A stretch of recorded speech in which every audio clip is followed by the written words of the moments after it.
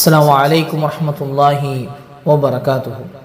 அல்ஹம்துலில்லாஹி வஹ்தா வஸ்ஸலாத்து வஸ்ஸலாமு அலா மன் லா நபிய்ய பஅதஹு பாத். எல்லா புகழும் ஏக இறைவனாகிய அல்லாஹ் ஒருவனுக்கு மாத்திரம் உரித்தானதாக.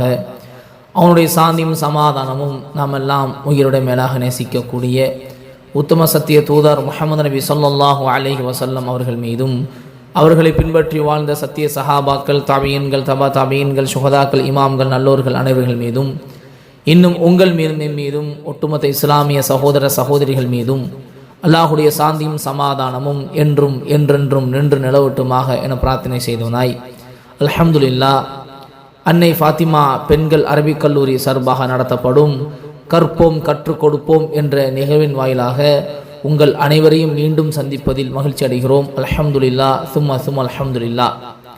இன்றைக்கான செய்தி, நாம் இஸ்லாம் 5 விடயங்கள் மீது கட்டமைக்கப்பட்டு இருக்கிறது என்பதை தொடர்ந்து நாம் 4 விடயங்களை நாம் தொடர்ந்து பார்த்து விட்டோம்.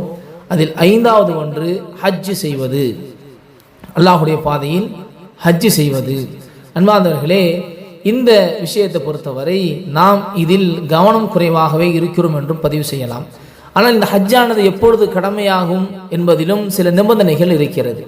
ஆனால் இங்கு நாம் யாரை பற்றி எதற்காக இங்கு பதிவு செய்கிறோம் என்று சொன்னால், அந்த நிபந்தனைகள் எல்லாம் யாரிடத்தில் ஒன்றுபட்டு இருக்கிறதோ, அப்படி ஒன்றுபட்டும் அதை செய்வதற்கான வாய்ப்புகள் அவர்களுக்கு இருந்தும் இன்னும் அலட்சியமாக இருக்கக்கூடியவர்கள் அல்லாஹுவை பயந்து கொள்ள வேண்டும். நமக்கு அந்த வாய்ப்பு கிடைக்கும் பட்சத்தில், அந்த வாய்ப்பு செய்யக்கூடிய சக்தி நம்ம இடத்தில் இருக்கும் பட்சத்தில் நாம் கண்டிப்பாக அதை செய்யக்கூடியதாக இருக்க வேண்டும். ஆக சில விஷயங்களை ஃபிக்ஹ்ல உலமாக்கள் பதிவு செஞ்சிருக்கிறாங்க. ஷுரூத்து ஃபர்திய்யத்தில் ஹஜ் என்பதாக ஹஜ் கடமையாவதனுடைய சில ஷர்த்துகள், நிபந்தனைகளை சொல்றாங்க. அல் ஹஜ்ஜு ஃபர்து ஐனின் மர்ரத்தன் வாஹிதத்தன் ஃபீல் உமூர். வாழ்க்கையில ஹஜ் அப்படிங்கிறது ஒரு முறையாவது செய்வது ஃபர்தாக இருக்கிறது. அலா குல்லி ஃபர்தின் மின் தக்கரின் அவ் உன்சா. அது ஆணாக இருந்தாலும் பெண்ணாக இருந்தாலும் தனித்தனி நபராக இருக்கக்கூடிய ஒவ்வொருவர் மீதும் ஹஜ்ஜானது கடமையாக இருக்கிறது. அவர் கண்டிப்பான முறையில் செய்ய வேண்டும். எப்பொழுது? இதா தவஃபரத் ஃபீஹி ஷுரூத். சில விஷயங்கள் கீழே சில விஷயங்கள் சொல்றாங்க ஃபிக்ஹுடைய விஷயத்துல. அல் ஆத்தியா பின்னாடி வரக்கூடிய சில விஷயங்கள் அவங்க பதிவு செய்யறாங்க. இந்த விஷயங்கள் ஒன்றுபடும் என்று சொன்னால், ஒருவர்கிட்ட இருக்கும் என்று சொன்னால், அது ஆணாக இருந்தாலும் பெண்ணாக இருந்தாலும் அவர்கள் ஹஜ் செய்ய வேண்டும் என்ற விஷயங்கள்ல ஒரு 5 ஷர்த்துகள், 5 நிபந்தனைகளை கொண்டு வராங்க. நல்லா கவனிங்க. முதலாவது ஒன்று, யகூன முஸ்லிமன் ஃபலா யஜிபு அலல் காஃபிர். அவர் முஸ்லீமாக இருக்க வேண்டும். காஃபிர் மீது, இறை நிராகரிப்பவர்கள் மீது ஹஜ்ஜானது கடமை இல்லை. அயகூன பாலிகன் ஃபலா யஜிபு அல ஸபி. சிறுவன் மீது ஹஜ்ஜி கடமை அல்ல, அவர் வயதை அடைந்தவராக இருக்க வேண்டும். அயகூன ஆகிலன் ஃபலா யஜிபு அலல் மஜ்னூன். அவர் புக்தி சுவாதனமுடைய அறிவுடையவராக இருக்க வேண்டும். பைத்தியக்காரர் மீது ஹஜ்ஜி கடமை கிடையாது. அயகூன ஹுர்ரன் ஃபலா யஜிபு அலர் ரகீப். அவர் சுதந்திரமானவராக இருக்க வேண்டும். அவர் அடிமையாக இருக்கக்கூடாது. அன்றைய காலத்தில் அடிமைதனங்கள் இருந்தது, இன்றைய தனத்தில் இல்லை. அவர் சுதந்திரமானவராக இருக்கணும் என்று சொல்றாங்க. 5வது விஷயம் பாருங்க, ரொம்ப கவனிக்க வேண்டிய ஒரு விஷயம். அயகூன முஸ்ததீஅன் ஃபலா யஜிபு அலல்லதி லா யஸ்ததீ. சக்தி பெற்றவராக இருக்க வேண்டும். ஃபலா யஜிபு அலல்லதி, எவர் மீது அது வாஜிப் இல்லை என்று சொன்னால், கடமையில் என்று சொன்னால், லா யஸ்ததீ, யாருக்கு அதை செய்வதற்கு சக்தி பெற மாட்டாரோ. செய்வதற்கு சக்தி பெற மாட்டார் என்றால் என்ன? அந்த சக்தி பெறுவதனுடைய அர்த்தம் என்னவென்று சொன்னால், ஐயம்லிக ஜாத வராஹிலத ஜாயத்தைன் அன் நஃபகதி இயாலிஹி லி முத்ததி கியாபிஹி. அதாவது அவர் சொந்தமாக்கி இருக்க வேண்டும். ஜாத, அவருடைய கட்டுச்சாதங்கள், அவருடைய தேவையான உணவுப் பொருட்கள். வராஹிலா, அவருக்கு செல்ல வேண்டிய வாகனங்கள். வஸாயிதத்தைன் அன் நஃபகதி இயாலிஹி, அவருடைய குடும்பத்திற்கு தேவையான அந்த செலவினங்கள், அது அவர் ஏற்படுத்தி இருக்கணும். லி முத்ததி கியாபிஹி, அவர் இல்லாத அந்த சமயத்தில். அவர் ஊரில் இல்லாத அந்த நேரங்களில் அவருடைய குடும்பத்துக்கு தேவையான எல்லா விதமான ஏற்பாடையும் அவர் செய்திருக்க வேண்டும். ஆக இங்கு பொருளாதாரம் குறிப்பிடப்படுகிறது. ஆக அன்பான இஸ்லாமிய சொந்தங்களை உறவுகளே, ஆக பொருளாதாரம் ஒரு குறிப்பான ஒன்றாக இருக்கிறது. இவ்வளவு தூரம் செல்ல வேண்டியதாக இருக்கிறதுனால் இன்னைக்கு பார்த்தீங்கன்னா ஃப்ளைட்டில் ஏறி இறங்கிடுவோம், அவ்வளோதான். அன்றைய காலகட்டத்தில் ஹஜ்ஜி போவது என்பதை பெரிய ஒரு விஷயமாக பார்ப்பார்கள். ஏன்னா போவர்கள் திரும்பி வருவார்களா வரமாட்டார்களா என்ற ஒரு ஐயம் இருக்கும். ஏன்னா அவ்வளவு தூரம் பயணிக்கணும்.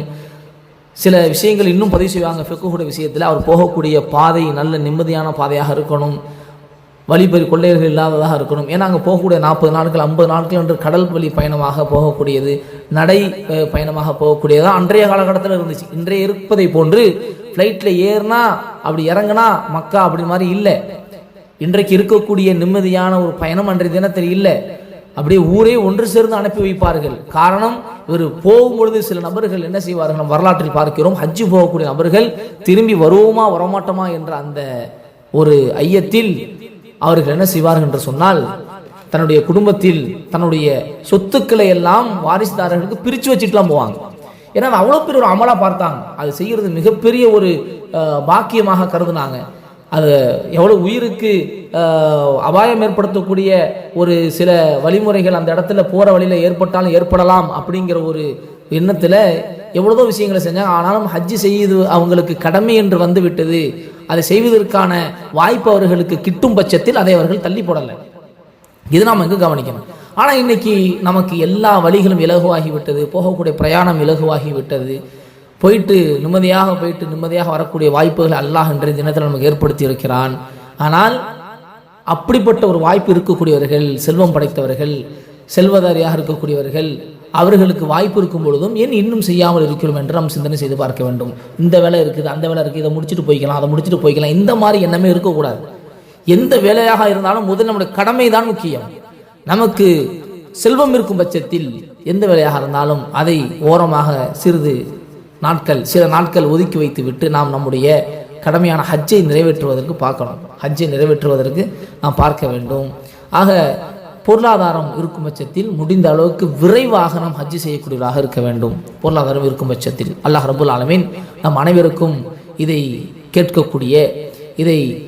கேட்டு ஹஜ்ஜை செய்ய வேண்டும் என்று யாரெல்லாம் நியத்து வைக்கிறார்களோ எல்லோருக்கும் அல்லாஹ் ரப்புல் ஆலமீன் ஹஜ்ஜை செய்யக்கூடிய வாய்ப்பை தந்துட வேண்டும் என பிரார்த்தனை செய்வோம்.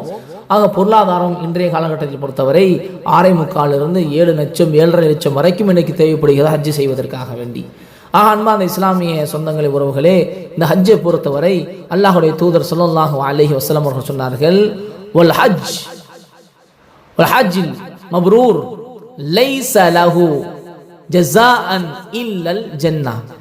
ஏற்றுக்கொள்ளப்பட்ட ஹஜ்ஜிக்கு என்ன கூலி என்று சொன்னால் அவருக்கு சொர்க்கத்தை தவிர வேறு எந்த விதமான கூலியும் கிடையாது. அப்படிப்பட்ட ஒரு அமல்.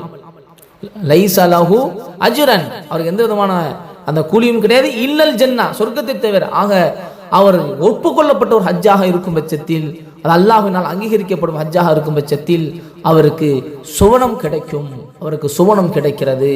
அது மாத்திரமல்ல, வேறு சில விஷயங்களை நாம் பார்க்கும் பொழுது, செய்திகளை பார்க்கும் பொழுது, ஒப்புக்கொள்ளப்பட்ட ஹஜ் என்பது அவர் பிறந்த பாலகனை போன்ற அவருடைய பாவங்களை விட்டு அவரை அப்படியே கழுவி அவரை சுத்தப்படுத்தி விடுகிறது என்பதையெல்லாம் நாம் பார்க்கிறோம். ஆக அன்பார்ந்த இஸ்லாமிய சொந்தங்களை உறவுகளே, இங்கு நாம் பதிவு செய்யக்கூடியது ஒரே ஒரு விஷயம்தான்.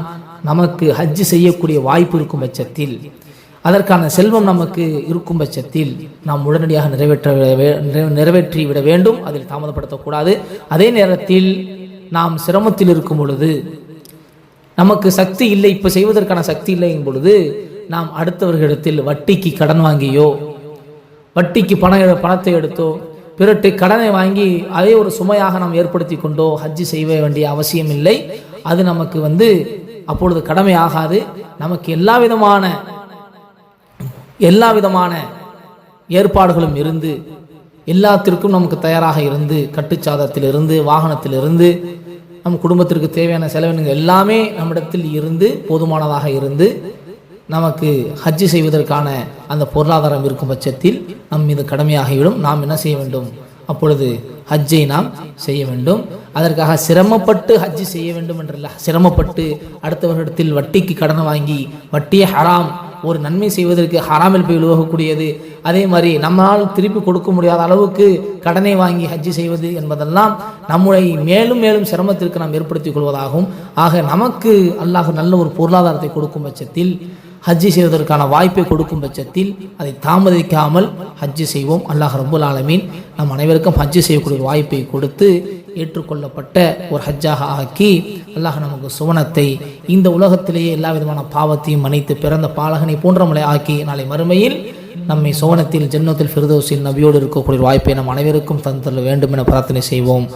மீண்டும் நாளைய தினம் வேறு ஒரு செய்தியோடு கற்போம் கற்றுக் கொடுப்போம் என்ற நிகழ்வின் வாயிலாக சந்திப்போம். அஸ்ஸலாமு அலைக்கும் வரஹ்மத்துல்லாஹி வபரகாத்துஹு.